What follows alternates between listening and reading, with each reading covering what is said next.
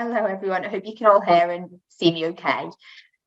So just a little bit of background about me before we get started on the slides for anyone that wasn't at the webinar that I did a couple of weeks ago. So I'm a children's occupational therapist. I've been a children's OT for about 10 years now, mostly in various roles in the NHS, in the Northwest. I'm also setting up independently alongside my NHS role. And I'm going to talk in a couple of slides' time about what occupational therapy is. So I'll come back to that then. And the only other thing to say is I'm also a mum. I've got a 14-month-old. So as well as having a professional interest in this topic, I've also got that personal interest, and it's something I've considered myself for my little one a lot over the past year or so. So I've written down some learning objectives for today's session. So by the end of today, I'd hope that everyone will go away with an understanding of early motor skill development. And if you've already got quite a good understanding, hopefully it'll be a good refresher. We'll be talking very much about the 0 to 2 age range. We'll look at both fine and gross motor skills, what they are, why they're important. And then secondly, to gain an understanding of infant seating devices, including any limitations in relation to their use. So we'll look at what the evidence says about them. I've written seating devices, but I have included standing devices too, because they very much go hand in hand. Often people are considering maybe one or more seating or little standing devices. So I've put some information in there about both, as they're all quite popular. And then lastly, just to gain a practical knowledge and some strategies to help support motor skill development in infants away from using these devices. So we'll look at play-based activities and things like how to set up the environment. So I get asked this question a lot. And unless people have personal experience of working with an occupational therapist or knowing an OT, you may have not heard of one before, and it looks like you're all in different locations, mostly across Europe. And I think the term occupational therapy isn't necessarily the term that's used in other countries. Very broadly, we work with people to help them overcome any challenges or difficulties in relation to the everyday activities, or what we call occupations, that people want to do. So anything from washing and dressing to getting out in the community and engaging in a hobby or going shopping. In more relation to children's occupational therapy, where we specialise in working with the 0 to 18 age range, so usually up until a child or young person leaves school or education. And we're looking to support the development of a child's functional skills. So that could be anything from play, sleep, feeding, accessing their home or their school environment more independently, being able to sit to engage in an activity. So really anything you could think that a child might want or need to do. We work in a wide range of settings, mostly in healthcare settings, but also in social care settings, special needs schools, the private sector, quite a sort of broad range of different places. And a couple of examples related to what we're going to talk about today, really about where I would come in as an OT. So I get a lot of referrals for children with motor skill difficulties. So that could be affecting things like they're struggling to use their hands to feed or to write. And we would be looking at what actually is underlying those difficulties. So in terms of their motor skills, what is going on? And then looking to, once we understand that, to make either recommendations, provide a programme of activities, or some one-to-one therapy sessions, usually play-based, to help develop and bring on those skills, but ultimately with the aim of achieving functional goals. So using cutlery, playing, The other side of it, we get a lot of referrals for children with postural needs. So again, it may be as a result of a physical disability or developmental delay. Children are struggling to sit independently, to engage in tasks like feeding or sitting in the classroom or nursery, to use their hands. And I'd be looking at whether or not from an OT side we could provide some either support to help develop the independent sitting, or do they need equipment, complex equipment? We deal with quite complex seating, or it may be things more like a footstep or a wedge cushion or something on the table to help them bring them into a more functional position. So we're both considering how we can develop their underlying skills, but also is there anything we can do within their environment to support them to be more independent. So what are motor skills? Well, they allow us to move our body parts to carry out a particular action. We can break them up into two categories. So our fine motor skills and our gross motor skills. And ultimately mastering both of these is essential for our overall physical development, as well as developing our functional skills, and later on, as children get older, developing independent skills. As well as this, the evidence shows that it's our motor skill development is related to our learning and cognitive functions. It's related to our health and overall well-being, or mental health even, and overall well-being. So really, really important skills, not just physically, but also for other areas and other aspects of our development and well-being. And then if we look at gross motor skills, these typically involve either using the whole body or large parts of our body and the large muscles in our neck, trunk, arms and legs. Where we've got good control gross motor movements, we can walk, run, jump, skip, spin, twist, pull, push. They allow us to move very effectively within our environment.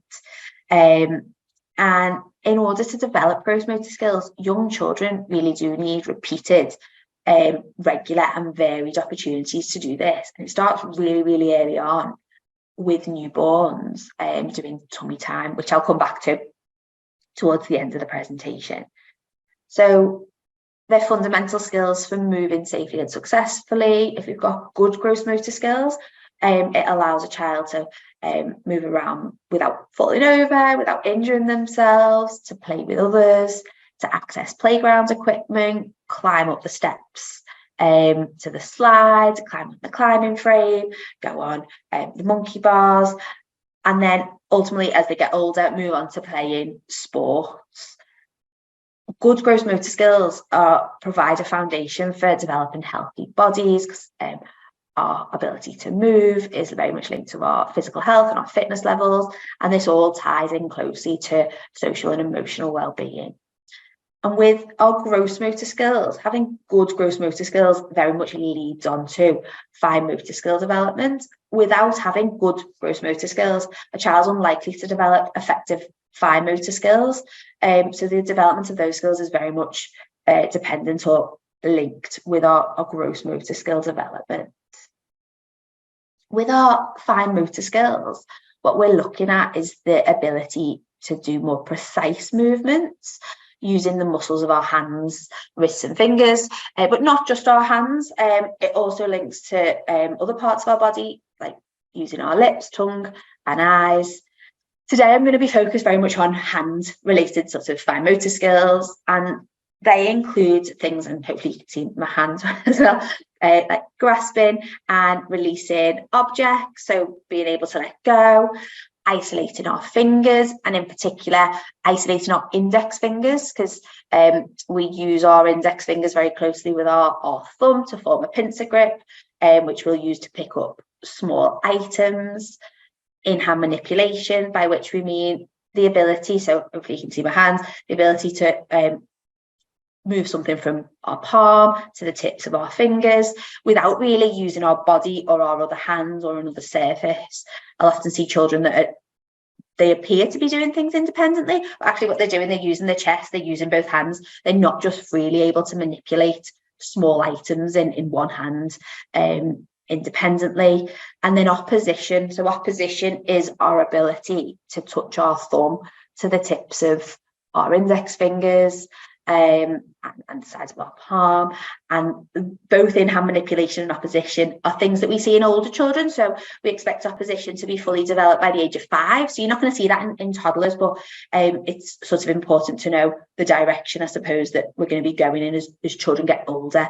So they'll become more able to use their hands to manipulate smaller toys and objects as they grow by developing these fine motor skills. The same as with our gross motor skills, children need regular, varied and repeated opportunities to develop them, and this is usually through play and then daily activities such as feeding. So with young children, especially if they're doing baby-led weaning, they'll be using their hands, they're given a spoon, and over time we'll go from larger pieces of food to smaller pieces of food, and it's a really good opportunity as well as through play to develop fine motor skills. Like I've already touched on, really, our good fine motor skills help children to complete functional tasks, play, dress, do their laces, their buttons, their zips. Again, these aren't things that we're going to be expecting a toddler to do, but the skills that we need in place as children get older and then start school in order to be able to be dressing themselves when mum isn't there, when they've not got that extra support in class. They're crucial for developing pencil skills, drawing and handwriting skills. If we're not able to use the small muscles in our thumb and our index and middle finger to hold a pen or a pencil effectively, we're going to then struggle with mark making, pre-writing shapes, and eventually forming letters. We know that fine motor coordination is linked with hand-eye coordination, and that these both link directly with good early literacy and numeracy skills. And I was reading a study just the other day around the link between fine motor skills and attention at the age of 5. It's shown that there's a direct correlation between a child's fine motor abilities and their ability to pay attention. So if they've got good fine motor skills, it's finding that children are more likely to be able to pay age-related attention to tasks. So these all link together. And ultimately, they provide children with a greater sense of independence because they can do things for themselves. They're not reliant on a parent or a friend to do it for them. And in turn, that helps build their self-esteem and confidence. So both fine and gross motor skills are really important, not just for the physical aspect of development, but also all those other things I've just mentioned. Excuse me. So with motor milestones, you've probably all heard of motor milestones or developmental milestones, and children meet different milestones throughout their early childhood. Now, when we're talking about a milestone, this marks the age that most children begin to demonstrate a particular skill. Now, typically, at least sort of in the UK, we're talking about 90% of children. So when we talk about a milestone, it's what 90% of children will have achieved or thereabout. Whereas when we talk about an average, it refers to what 50% of children are doing. So I think it's just important to understand that, because obviously if you're reading different sources about milestones, depending on what they're using, is going to give you a different range. The other thing to add is there's conflicting ranges for milestones, both across the globally, if we look at information from different countries, and then I found different ranges just even on different NHS websites, only ever slightly a month or so out, but they were not. There was variances in the ranges for milestones in different places. A big one is that in America, they actually use 75% of children doing something to mark a milestone. So it's different depending on where you are. So just be aware of that when you're looking at milestones. I'd say go to local healthcare providers of wherever you are. If you're looking for more information, because there's a lot of information out there on the internet, but it's not always necessarily from the most reliable source. UNICEF do have milestones that they've looked at took them 5 years to come up with globally on their website. But I think as well, and they've said it themselves, that there's obviously some downfall to that. They've not actually been able to look at every single culture and country with that. But UNICEF do have some milestones for the early years that they've identified. It's also important to adjust for prematurity. So for any babies born before 37 weeks gestation, we want to make sure we're using the corrected age rather than their chronological age up until the age of 2. So if a baby was born 4 weeks premature, on their first birthday, chronologically they will be 12 months, but actually in terms of milestones, we'd use their corrected age at 11 months, and we'd look very much at that.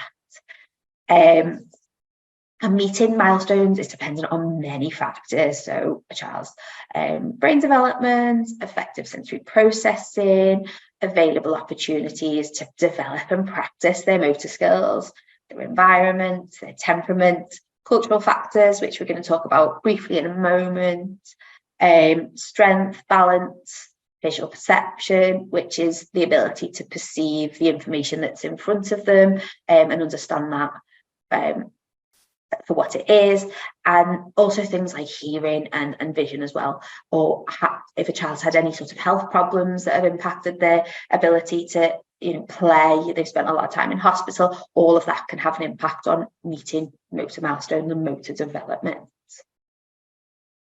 I won't go through them all in a lot of detail, but they'll be on the handouts really, so they're there as sort of a marker, because what we want for professionals and for parents is to have an understanding of these. So if something is doesn't feel quite right in terms of a child's development, we've got somewhere to go and think, well, actually, most children at this age are doing this. And if it's just one thing by itself, it's obviously not a significant concern. But if there's a few things going on, it may be sort of a red flag to go and get some help or support. So by 3 months, most children will start lifting their head and chest when lying in prone. So lying on their stomach, they'll lift that up. And then that moves on to rolling. Most children are doing that both ways by 6 months. So we normally go from tummy to back first, and then from back to tummy. Some children do it the other way. My little one rolled the wrong way round first. He did it both ways eventually. They'll start to support some weight on their legs when held at 6 months, start to move on their tummy. And then at 9 months, we're looking at most children are sitting on the floor without support. They might sit slightly earlier than that, or they may be doing things like propping and sitting, or sitting between a parent's legs, or sitting with some cushions around them earlier. Because when we talk about milestones, it's not as clear cut as by 9 months they'll sit. There's lots and lots of stages in between that children go through to get there. Another one that children normally do around 9 months, so there's quite conflicting ranges on this, but usually between about 8 and 10 months, babies begin to crawl. In some countries, I know crawling has been removed as a milestone. Now, crawling is not just a means for a baby to get around. As an OT, and I know with therapists, other therapists, OTs and physiotherapists that I work with, it is an important milestone. It's more than just a means to move around on the floor.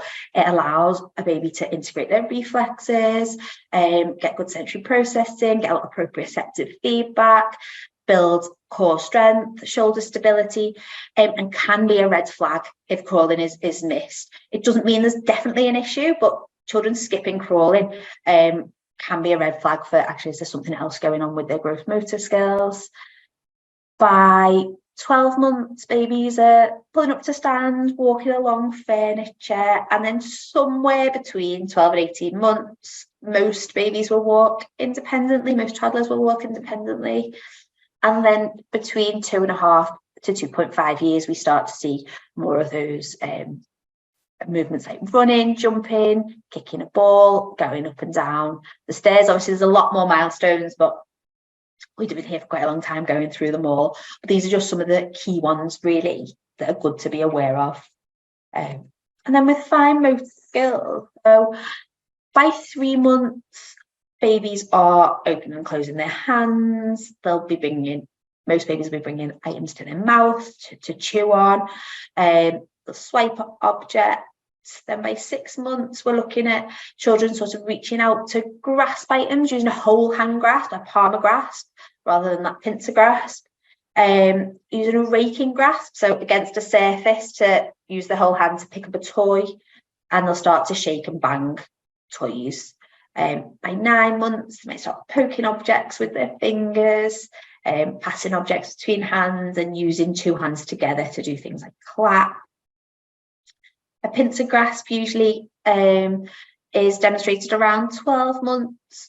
Children, you will see it sooner in a lot of children. So it's between 9 and 10 months, they'll do what we call an inferior pincer grasp. So it's not that very accurate thumb to finger, but it's using these 2 fingers together to pick things up, and then that'll mature by around 12 months to quite an accurate pincer grip. Children will begin to point, they'll be able to release objects with more control. So if you say things like, pass it to mummy, pass it to daddy, they'll be able to open it and put that in your hands. And then by 15 months, they're doing things more like turning pages in a book, scribbling with a pencil, and manipulating objects. So things like using a cube to build a tower of 2 blocks. But if we talk about briefly cultural differences in motor skill development, it's really important to be aware of this, because a lot of the milestones, a lot of the evidence around motor skill development is based on Western white middle class populations, and obviously that's a small proportion of the world, and development can look very different in other cultures. So particularly if you're from a different culture to the children that you're working with or the families that you're working with, it's definitely worth having a look, see what you can find about development in those cultures. Developmental milestones are also not universal concepts. So the last fine motor milestone I put on there, which was stacking with 2 blocks, a study that looked at, I think it was the UNICEF study that looked at trying to develop universal milestones, found that when they were asking parents if their child could stack 2 blocks, it drew a blank, because actually children in other cultures don't necessarily play with blocks in the same way that they may do in the UK or America. And what they found, actually, when they explored it a little bit more, if they asked, actually, could a child do things like stack firewood, depending on where they were in the world, that was seen as a marker of development, whereas stacking blocks, children maybe didn't have toy blocks to play with, so that wasn't relative, but it also wasn't an indicator that there was an issue. It was just something that was not experienced in that culture. And parental expectations can vary too. How much support a parent wants to give to a child, it can be very different in different cultures. Some encourage more independence, sort of from really early, whereas others are quite happy to be providing quite a lot of parental support. So it's important to understand that. There's lots of information out there. It is all really interesting, but I just won't be able to fit any more into today's webinar without sort of going over the time, but definitely an important thing to be aware of. So just a question for you all, really, and if you want to answer in the chat box, you can do. Do you think that the sitting and standing devices that we can see on the screen here, do they support motor skill development? I mean, you can just say a quick yes or no, or obviously there's a lot of different devices here, so it's not all that they necessarily do or don't. So any opinions on that, really? And I'll just, while you're typing in, hopefully I'll just talk through what we're looking at. So we've got the reclined baby bouncer in the top left, and then in the middle we've got an infant seating device. This one's a bumbo chair, but there's lots of similar devices out there. You can see that one's got no straps on. And then we've got the baby walker, And then on the bottom, we've got this is a door frame baby bouncer. In the middle, we've got a jumperoo, which is very similar to the door frame baby bouncer, but it's obviously it's based on the floor. And then we've got a push toy there. I can read some answers. So most of the people say no, they're not supporting, but some of them saying the right bottom. Anna is saying right bottom is fine, I think. Yeah. There is not all of them. So yeah, if you could let us know what's the correct answer. Yeah. So what we'll do is we'll have a little look at what the evidence says. So everyone was right really about the bottom right one, the push toy. I'm going to talk about that towards the end. But ultimately, the evidence says there's no evidence to show that sitting or standing devices support motor skill development in any way. Motor skill development is largely influenced by opportunities for active movement, so the ability to move freely within a child's environment. And too much time in confining equipment, which, as well as the things that we just looked at, with the exception of the push toy walker, also includes things like car seats and prams. So spending very prolonged periods, I'm not talking about 10 minutes here or there, or half an hour walk in the pram, or a half an hour journey in the car seat, but it's been shown to negatively impact motor development. Now, the NHS does not recommend the use of baby seats, sitting walkers, jumpers, or door bouncers. But what it does say, because it recognises, I think, that they're widely used, is that if you do use a baby walker, bouncer or seat, it's best to use them for no more than 20 minutes at a time. So although it doesn't recommend it, it is giving this recommendation that to cap it at 20 minutes at a time. And I think that is that it understands from what the evidence says that actually short periods in a lot of this equipment isn't going to affect motor skill development, but they certainly don't want to be encouraging any sort of prolonged periods of time in any of these devices. Now, if we look at seating devices in a little bit more depth, so with the baby bouncer, they're really widely used, same with the car seat. If they're used in moderation, as professionals, don't have any concern about that, but the concern about being in a reclined position for a very, very long time is that it can cause delays in development, because you're not getting those opportunities to move freely and to develop motor skills. And baby being on their back for a long period of time can also potentially lead to flat spots on the back of their head. And ultimately, these devices should be used for very specific activities. So what they're designed to do, so safety in the car, or meal times, but that would be more things like a high chair. With a baby bouncer, they're often the safest way to leave baby while you get a cup of tea. Again, just making sure that you're only using them for very, very short periods of time, and that baby's not in them for hours and hours. Whereas with sitting devices such as the bumbo, these can limit natural movement. So if you've ever seen a bumbo seat, they're like bucketed, so a baby's bum is lower than their knees and legs, which puts them into what we call pelvic tilt. So they're quite restricted in that. It's not encouraging a nice posture. They're very tight, so babies struggle to turn in them. So it's limiting those natural movements, which is going to limit the progression of motor skills. And it's a particular concern when they're used with very young babies who haven't achieved or aren't developmentally ready to achieve independence with sitting. When they're used with babies that can sit, and they're used to feed them or for a few minutes, and it's still not particularly, it isn't what I would recommend as a go-to, but it's not as much as a concern as if you're doing it with a child that isn't developmentally ready to sit, because it's going to prevent them from having those opportunities on the floor. And there's also been several instances with seating devices. So I pointed out that there was no straps. I think now most of them do have straps, but the ones out there without the straps, I've seen them regularly in nurseries and children's centres. I've seen them. So they're still around, they still exist. I think some of the instances have been where they've been placed up on a countertop, So just there are safety concerns, and I know some of them have been recalled as well. So I don't recommend the use of a bumbo, especially the ones that put you into recline at all. For full disclosure, I do own a little seating device, but I bought this when my little one was 7 months and he was feeding independently, and we were going to visit family at Christmas who didn't have a high chair. So used it very much for feeding, and very much got a seat that is slightly contoured but supports a good seated position, which I'll come on to in a moment.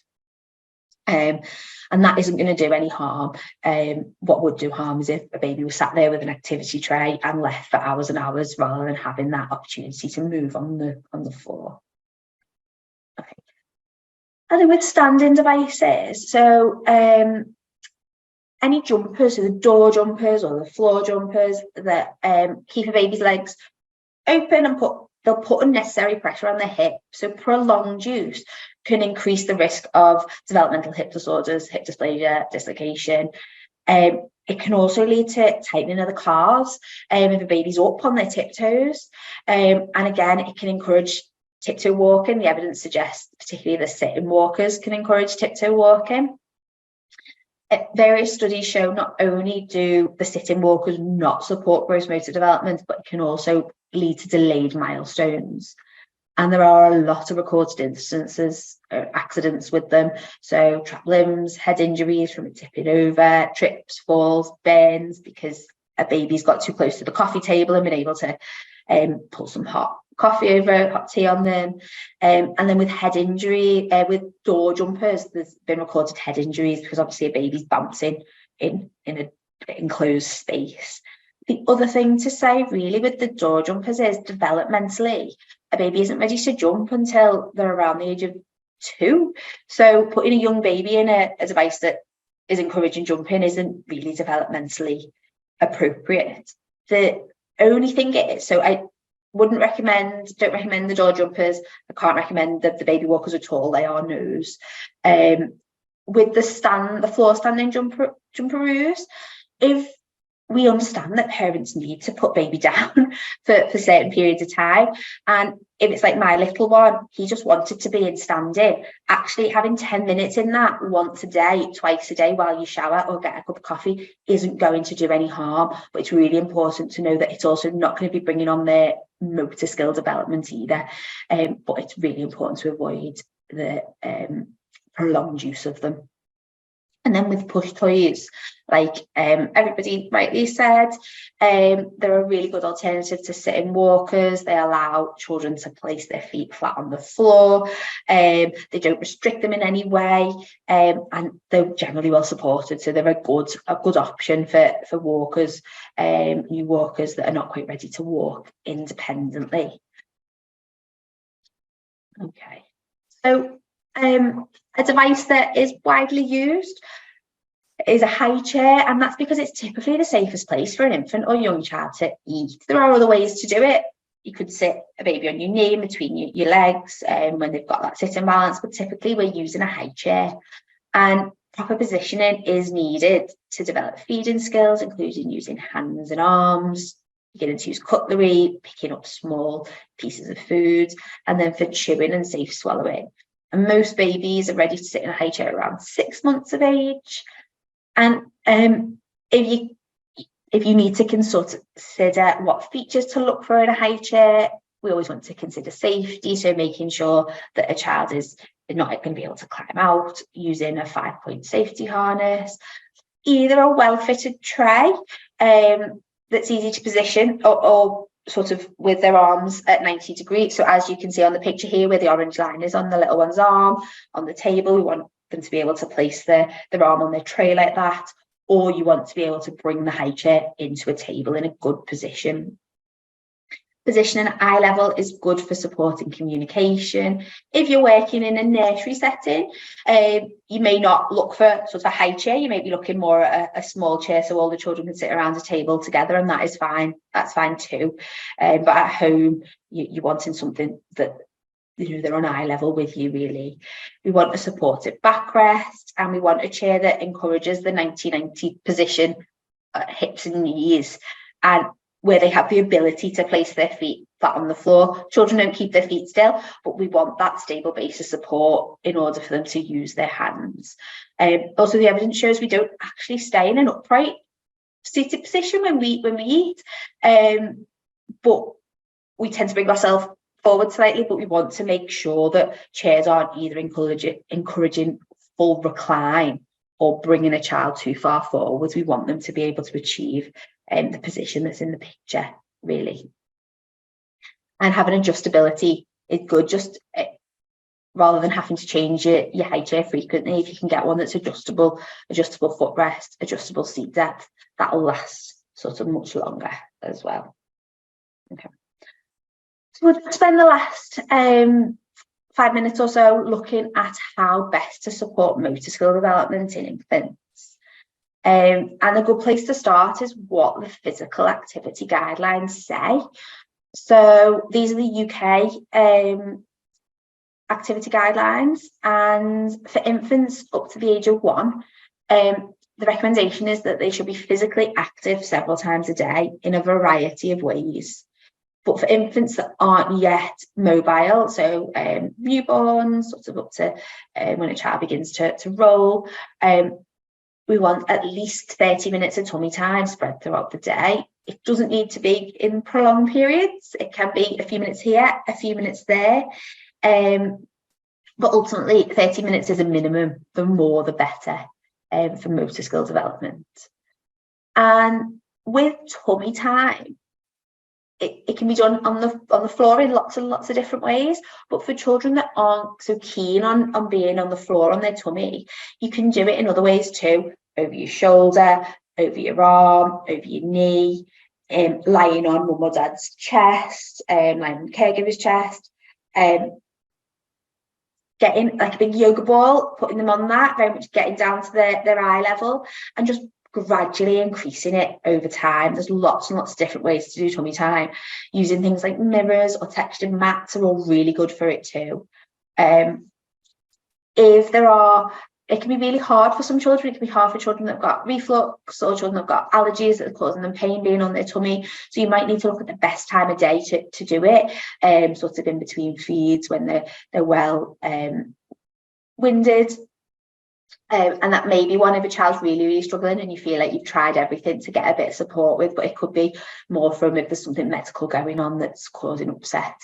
Because tummy time is really, really important. And ultimately, children best develop their motor skills through being on the floor and having access to play.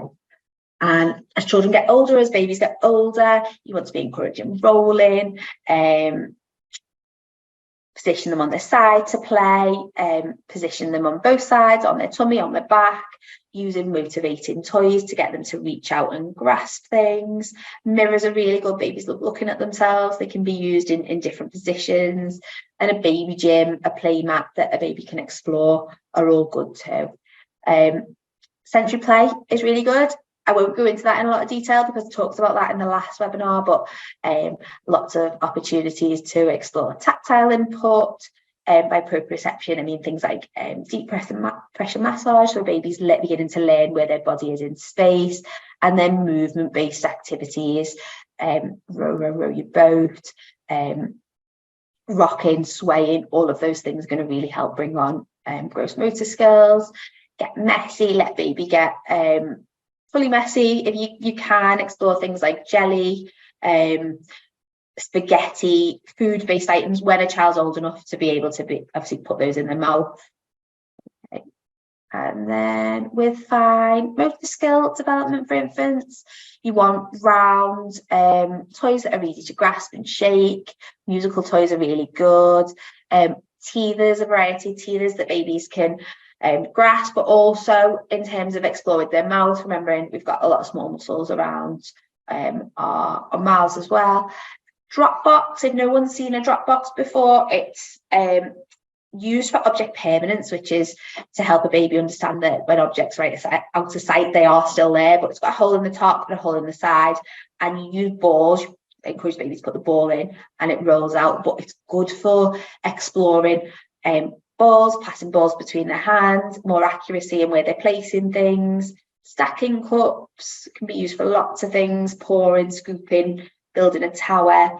A magic tissue box is really a tissue box with more like fabric pieces in. You don't need to buy all of these things. You can make them with, you've got some cardboard boxes, cut some holes in the top, fill them with items for baby to reach in and pull out. Interactive books with different textures and flaps to pull down are really good. And then, like I've mentioned already, using safe foods to encourage that pincer grasp. So things like Cheerios for older babies, but also as babies are getting older and they no longer need like a big piece of food, cutting their food up into smaller pieces. And then in terms of a child's environment, ultimately what we want, rather than equipment, is a safe place on the floor for them to play. You don't need a playpen, but a playpen can be a good option for it, especially if you've got animals or you've got older children and you're worried about them tripping over the baby. We've got quite a big one. I've got a massive one behind me that takes up a lot of space, but we have a big dog as well. So what I found was I needed a safe place that wasn't a container to put my little one in. There's various ones out there, but you don't necessarily need it as long as you've got a safe floor space. You know, no one's going to trip over baby. Make sure there's lots of toys, well, not lots of toys actually, but make sure there's some toys, motivating items available for them. I did look, there was a study that looked at how many toys is optimal. It was for toddlers, so between 1.5 and 2.5. I think it was an American university in Ohio, and they found about access to about 4 toys was optimal at any one time, and that babies played with toys for longer, they were more creative. If they had access to less toys in comparison, I think it went up to 16 toys, and they found the more toys, the shorter they played with them for and the less creative they were with them. So I think it also came up last week, someone asked me. So, and it's not about not having more toys available, but maybe rotating those toys. So what's out? So maybe having 4 out and rotating 2, taking 2 out and replacing them with 2 others every few days, because we want babies to continue to explore the toys they're familiar with and use them in different ways. So just making sure there's not overload there. There are mobile playpens. I didn't personally feel the need for them, but there's one called the Baby Move or a Travel Dome. Or you could just take a blanket with you when you're out and about, so making sure baby's not spending all their time in the pram or the car seat. Make sure you can get them out on the floor if it's safe to do so. And then ensuring safety, I won't go into it, but I've put the link there to an NHS safety checklist really, so things to consider. Okay, so then we look briefly at toddlers. So the difference really in the activity guidelines is that for toddlers 1 to 2, we're wanting them to spend about 180 minutes, so 3 hours a day, engaging in physical activities of any intensity, including outdoor play. And again, the more the better. Now, I haven't really talked about preschoolers or older children, but I think it's appropriate to sort of add on that it's still 180 minutes as children get older, but at this age, 3 to 4, we want at least an hour of that, 60 minutes of it, to be moderate to vigorous physical intensity, so upping the intensity a little bit as children get older. And in terms of supporting gross motor development, the thing that comes out every time I read something was get outside, play outside.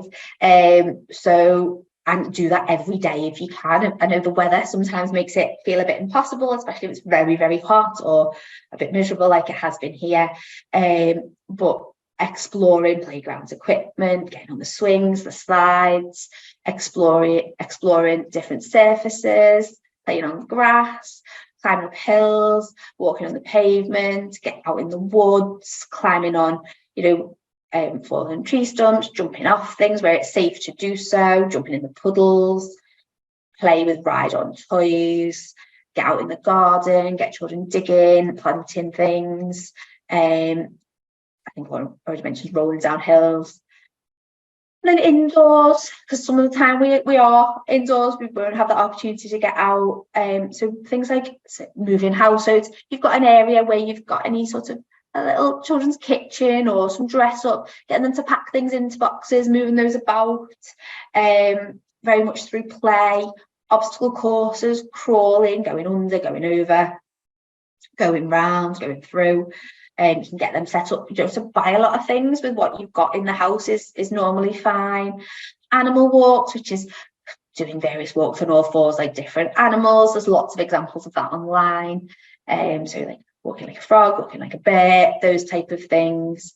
If you are going to buy anything, a mini trampoline is often quite a good one to do. You don't need a mini trampoline as such, but a lot of children sort of bouncing, they quite enjoy it. It's also quite regulating on a smaller trampoline, doing some jumping. Activities in different positions, so jigsaws, drawing, reading a book, but consider, could they do it in high kneeling, so up on a surface, side sit, lie on their stomach still. For older children, it's a good way to do some drawing.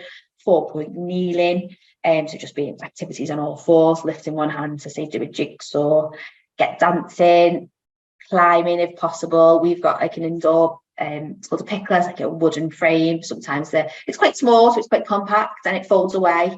So that's what we use indoors. But you can get out to the park and do some climbing. Stepping stones are good too. And then in terms of fine motor development, there's so many things that can sort of be done with toddlers. And obviously the older they get, the safer it is to start using those smaller pieces. I'd just say avoid small pieces if a baby is still putting everything in their mouth because of the risk of choking. But different size puzzles, different interactive books, arts and crafts, tearing paper, cutting, gluing, sticking, posting coins, threading, Play-Doh is really good, especially if it's a bit tougher. So things against resistance are quite good for developing fine motor skills as well as hand strength. Build with different blocks, collect items when you're out and about, twigs, shells. Using toys with one hand as a stabilizer and one hand is manipulating objects. So things like posting coins. So you'd hold the coin box with one hand and the other hand's doing something different. So it's picking up the coins and putting them in. Opening and closing large pegs. And then as children get older, going down to the smaller ones. And then blowing and popping bubbles. Exploring with various tools. So by tools, I mean things that can be used to sort of make marks, pens, pencils, crayons, chalk, paint, play with tweezers to pick up small objects. And I've already mentioned sort of cutting and digging. The other two strategies are quite good that are not so much play-based, especially when you're working with children on a new task, is offering some hand-over-hand support so they can feel the movement, what they need to do, and something called backwards chaining. So backwards chaining is where a child does the last step of the task, whatever that may be. You do the majority, they do the very last part. So they've got the feeling of finishing a task, and they get the achievement of finishing the task. And when they can do that independently, you then allow them to do the last couple of steps. And then build on that, then they'll do the last 3 steps until they're doing a task more independently themselves. And you can apply that to things like dressing or using cutlery, or play-based things like hand over hand with a shape sorter, guiding them to where it is, but letting them push it through, and then gradually reducing that support that you're offering. And then with the environment for older children with toddlers, make sure it's challenging enough for them to take some safe risks. So by that we might mean climbing, reaching up high for things, but it needs to be very much in relation to each stage of development. So with what's within your child's capabilities, and what's going to push them, but without being too much of a risk. Consider where your play equipment is, how you arrange it. Have they got access to objects that can be lifted, carried, moved? Can they make a den out of things? Can they set up an obstacle course? Have things on different levels to encourage reaching, stooping, bending, like books, bookshelves on different levels, toys on different levels. And it comes back to really make sure you're getting outside as much as possible.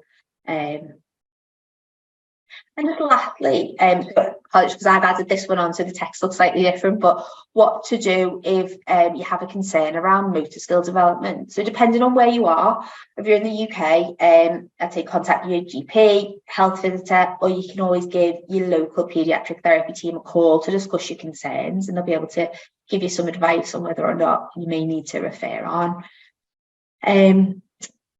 And then when to refer either to occupational therapy or physiotherapy. So physiotherapists are usually concerned with gross motor skill development. So if there's any delays in walking, standing, or those bigger gross motor movements, it's often physiotherapy that you would refer on to if it's more about the movement itself.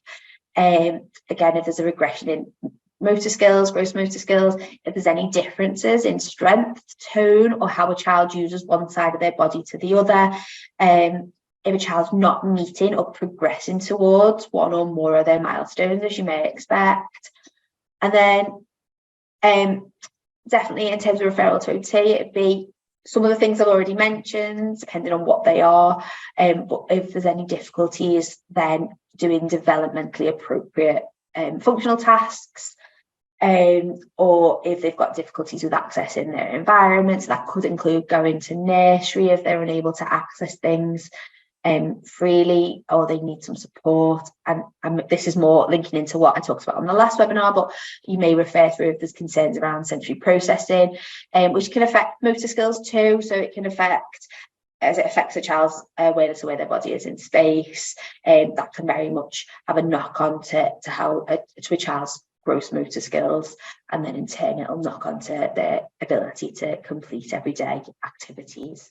And if you've got any specific questions, I am happy if you will have some time now to sort of go through them.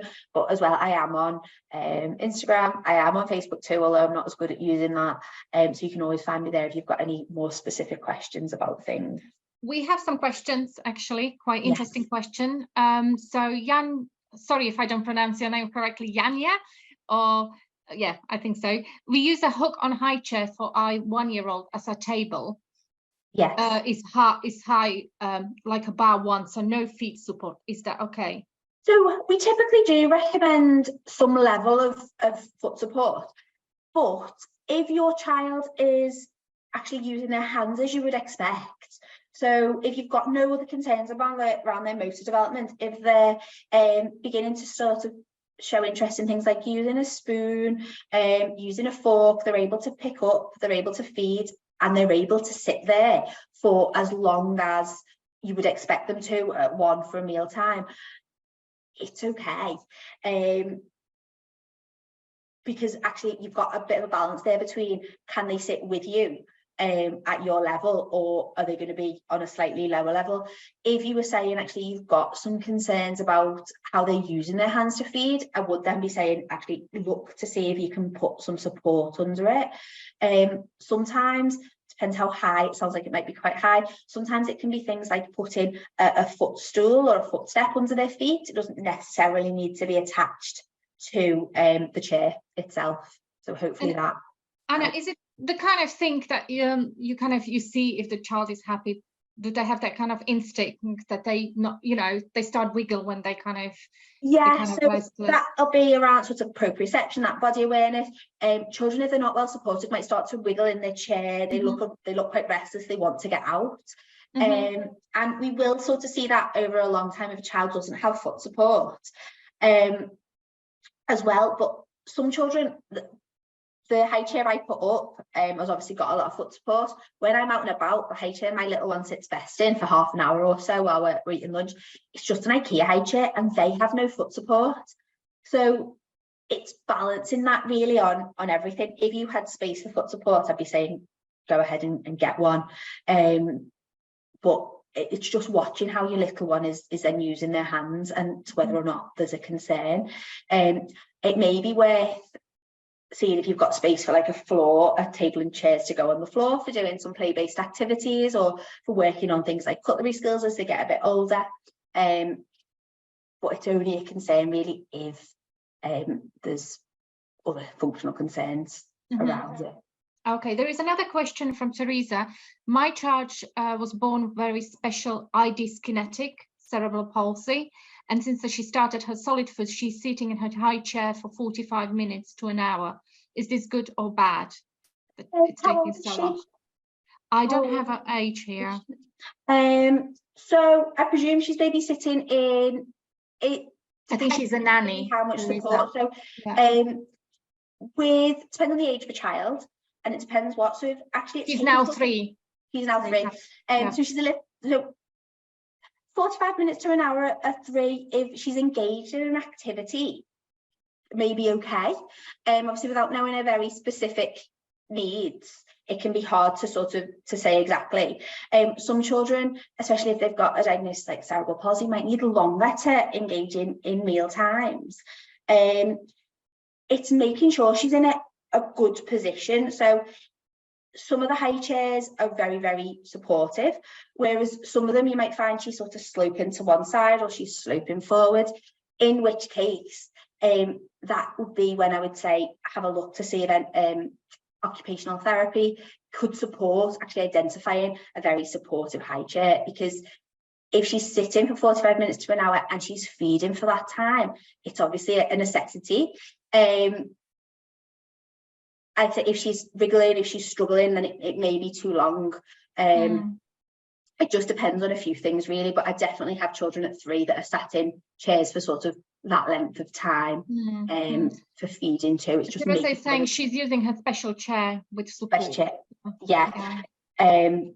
So if she's got a special chair with support, she's probably okay for that length of time. And just make sure she's getting then lots of opportunities in between on the floor, and she's not sort of staying in there while you unnecessarily, if you know there's an opportunity for her to get on the floor or elsewhere. But there are, I have worked with children who need to sit for that long from a feeding perspective. She's active, yeah. So once she's used the chair for meal times, take as long as you need for meal times, and then just making sure before and after that she's getting time out of her chair. Yeah, there's another question interesting from Angela. My baby's both just under 2 years old, take a long time to eat, especially breakfasting, take up to 2 hours. Is that too long? Are they in the high chair for 2 hours? Sounds like it. Yeah. It is quite a long time for a 2-year-old. I would maybe be considering why they're taking so long. So is it that they're not always interested in food, so you're finding you've got to sit them there for quite some time, or is it that they're just very, very slow eaters? Because it is quite a long time. My little one is 1, and he is more and more interested now in feeding himself, so he's taking slightly longer each time. But sometimes what I found is if he starts to show no interest, but actually I don't feel like he's eating enough, I'll get him out, I'll let him have a play, and then I'll ask, do you want more to eat? And if he says yes, we return to the high chair for eating. Because just depending on why it's sort of taking so long, it may be worth either incorporating some play before and after, or making sure they're having a break in between. And if you still think they've not eaten enough or they're hungry, then returning to the high chair after they've got out. And after 2 hours, you generally need more food anyway, isn't it? Yeah. So you might as well 2 hours. kind of, do a little bit and then get them out and then feed them after 2 hours. Then go back to it. Yeah. Sometimes I just leave. I mean, breakfast doesn't seem to be such an issue in my house, but his dinner is, he shows very little interest. So sometimes he'll sit in the high chair, eat a little bit, and then if I let him out, I know if he's hungry because he'll come over to me if I'm eating, or he'll come over to his dad, and then I would return him to his high chair if he wanted some more, because at dinner time I could certainly be an hour or more if I tried to continue with it. Yeah, one of the best advice I got from actually health visitors was that children don't die of hunger. They will come, they will tell you that they're hungry when they're hungry. It's unless there is another kind of health issue, but generally, you know, children have that instinct that they need to eat, and sometimes we parents are a little bit worried that they're going to be hungry. So yeah, in terms of in terms of that. And sometimes it's about sort of going more into feeding, just looking at what's sort of available to them. Are you feeding them, or they're using their hands, they're starting to use cutlery. Sometimes they're wanting to be a little bit more independent at that age, and they're wanting to do a little bit more of themselves. Sometimes if I put too much down on my little, he's too overwhelmed, it's too much food. So I'll put a little bit down at a time. But 2 hours in sitting, I imagine they're probably ready for a bit of a move and a break. So I'll be getting them out and then maybe coming back to next meal time or snack time. So Angela's saying, yes, once they are out of the chair, they refuse to go back to eat further. So yeah, and so that's probably why you get into that prolonged period. Yeah. Obviously, I can see sort of the comment there. So they're feeding themselves with a spoon for muesli and an egg and the hands with fruit, and that's all age appropriate. So it sounds like they're doing a good job of feeding themselves. It may just be considering as well, are there any other distractions in the background? Sort of sometimes having the washing machine on or a clock ticking or something can distract. So just watching out for any of those. I found that with my children, I had to sit down with them and wait until they finished, because as soon as I went to do the washing, they would be just wanting to get out as well. Yeah. So sometimes that's another, because it's a social thing as well, isn't it? Eating. Yeah. Thank you very much, everyone. I think I can't see any more questions coming up. As Anna said, you can find her on a social media, and if you've got any particular questions, you can get in touch with her, or you can get in touch with us. Thank you, everyone. Thank you, Anna, so much. You guys take care, and hopefully we see you again on our next. I think it's going to be about early years coming to school. And anxiety in getting school, something like that. It's about child anxiety going through the transition to get to school or nursery, so it can be very interesting. So again, have a good rest of the weekend, and hopefully we see you on our webinars. Take care. Thank you, Anna. Goodbye. Thank you for watching our video. For more London School of Childcare Studies content, see our social media or visit our website childcarestudies.co.uk.